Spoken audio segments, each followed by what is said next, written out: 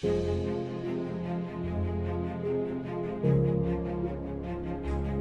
as we topic po itong Romans Road to Salvation, ano nga ba ang ibig sabihin ng salvation o kaligtasan na tinutukoy natin dito? Sa Bible, the word salvation in Greek is sozo, And this is an action word, verb po ito. And it speaks of the deliverance mula sa kapahamakan patungo ng kaligtasan.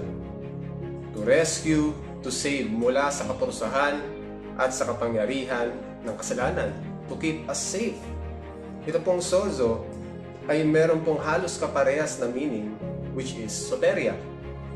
At ano bang pinagkaiba nila? Kapag sinabi po nating sozo, ito po ay isang verb, at ang mas binibigyan din po nito ay yung nandoon ka sa danger, sa kapahamakan. Pero ang Diyos ay gumawa ng isang act, ng isang gawa para dalhin ka sa safety. While soteria naman po is a noun feminine, mas nakafocus po ito doon sa isang gentle part, sa comforting part, yung safe na state ng isang tao. Ito po ay nangangahulugan ng garantiya ng kaligtasan, security against danger. At ito po yung pinaka-aim, ito po yung pinaka-purpose ni Jesus Christ to save us sa kaparusahan, sa kapangyarihan, at sa presensya ng kasalanan patungong langit. At ito po yung daan patungo sa kaligtasan, pag-aaralan natin ngayon. But speaking of road, daan o way, may dalawang daan po na itinuturo ang Biblia patungo sa ating eternal na destinasyon. Buksan po natin ang ating Biblia sa Matthew chapter 7, verse 13. Enter ye in at the strait gate, for wide is the gate, and broad is the way that leadeth to destruction, and many there be which go thereat. Now, Jesus Christ the King is telling us na merong dalawang magkaibang gate na magdadala sa mga tao sa dalawang magkaibang way. The first gate is the straight gate, Ito yung may makitid na pintuan na magdadala sa iyo sa makipot na daanan, which is according sa verse 14, leadeth unto life. It speaks of the eternal comfort, yung eternal na buhay na walang kawasakan. Then the second gate is the wide gate. Ito po yung maluwag na pintuan at malapad na daan that leadeth to destruction. At yan po yung eternal na paghihirap at eternal na kawasakan sa impyerno, sa hell. Now, paano po mapupunta ang isang tao sa malapad na daan na ito? Ang sagot po ay nasa Matthew chapter 7 verse 13a, enter ye in at the strait gate. The King Jesus Christ is inviting us, enter ye in. Kayo'y magsipasok. Bakit? Dahil di mo na kailangan gumawa ng kahit na ano to enter the wide gate. We are already present sa wide gate, sa broad road. We are very unaware as a born sinners nang dahil sa mga kasalanan natin. We are all heading to hell. Ito po ay napaka-crucial, Meron lamang pong dalawang daan sa Biblia para sa eternal na patutunguhan ng tao. Isa na magdadala sa kawasakan, sa impyerno, at isa na magdadala sa atin sa buhay na walang hanggan kay Kristo sa langit. Kaya alamin po natin mula sa Biblia, mula sa liwanag ng salita ng Diyos, ang daan patungong kaligtasan. And also, ang majority number po ng ating text ay manggagaling sa Book of Romans, pero kukuha din po tayo ng ating mga cross-reference sa ibang mga libro sa Bible. And now, as we start sa ating Romans Road to Salvation, bago po natin lubos na maintindihan kung gaano nga ba kabigat yung sakripisyo ni Kristo, kung gaano nga ba kamahal yung ibinayad niyang kabayaran para lang wag tayong mapunta ng impyerno, sa broad path patungong impyerno, for the first point, kailangan muna po nating makita ang ating mga kasalanan.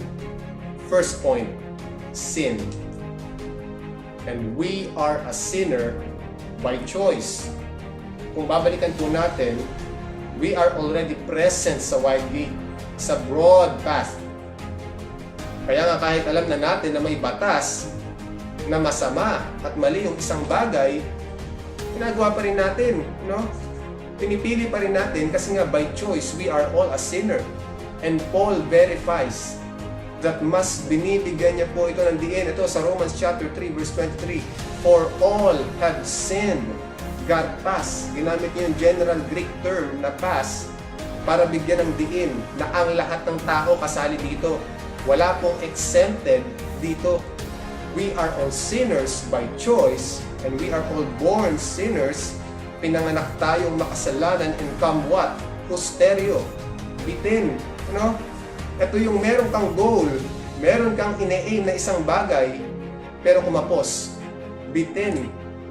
Kulang. No? You fail. You come short of the glory, the doxa of God. Yung approbation, yung approval, yung kagalakan. Ito po yung kapag may boss ka, no? Gusto mong mag-gain yung approbation niya na tipong sasabihin niya sa iyo, good job, no? At ito po ay indikasyon na natutuwa yung boss mo, na napi-please mo yung boss mo. At yun dapat ang trabaho natin sa harap ng Diyos. According sa Isaiah chapter 43 verse 7, we are all created to please God, no? Para magbigay po ng glory at kaluwalhatian sa Diyos. But the Bible says, bitin tayo, no? Kapos tayo, deficient tayo, kulang tayo para magbigay ng karapat dapat na kaluwalhatian para sa Diyos. Anong rason? For all have sinned, no? Ang natural po sa atin, kung magiging honest po tayo, hindi naman talaga natin sinisik yung approbation ng Diyos, yung kagalakan ng Diyos, yung kaluwalhatian at kapurihan ng Diyos. In reality, ang talagang sinisik natin, yung approbation ng lust natin, yung kagalakan ng laman natin, yung kaluwalhatian ng sarili natin, yung gratification natin, which is yung pang-temporal na kasiyahan natin. At gusto ko lang pong i-inform kayo na the devil always wants to gratify our desires. But God wants to satisfy our lives. Gratification speaks of pleasure. Pag sinabi nating pleasure, ito ay more on entertainment rather than business. Temporal lang po itong kaligayahan na ito, no?